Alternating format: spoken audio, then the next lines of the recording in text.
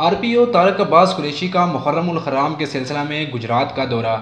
मरकजी जुलूस खाई के रूट्स का मुआयना किया और मेंबरान अमन व कोर कमेटी के साथ मीटिंग भी की। तफसीलात के मुताबिक regional police officer Gujranwala Tariq Abbas Qureshi ने मुहर्रम उल हराम के इंतजामात और अमन व अमान की मजमूई सूरत हाल के सिलसिला में गुजरात का दौरा किया, जिसमें DPO गुजरात तौसीफ हैदर ने आरपीओ गुजरांवाला को मुहर्रम उल हराम के इंतजामात और सिक्योरिटी सूरत हाल के मुतल्लिक ब्रीफिंग दी।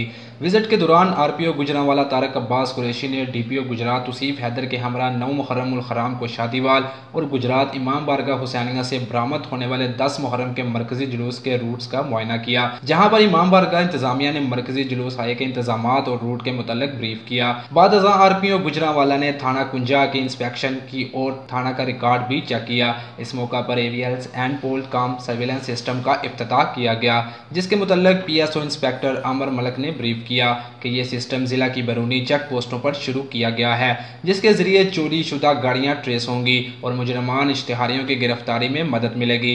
थाना कुंजा में शजरकारी मुहिम के सिलसिला में पौधा भी लगाया गया, जिसके बाद पुलिस लाइन्स में मेंबरान अमन व कोर कमेटी के साथ अमन व अमान के हवाला से खुसूसी मीटिंग की गई, जिसमें DPO गुजरात तौसीफ हैदर और दीगर पुलिस अफसरान भी शामिल थे। मीटिंग में आरपीओ गुजरांवाला तारक अब्बास कुरैशी को मल्टीमीडिया ब्रीफिंग दी गई और मुहर्रम उल हराम की सिक्योरिटी इंतजामात और अमन व अमान की मजमूई सूरत हाल का जायजा लिया गया।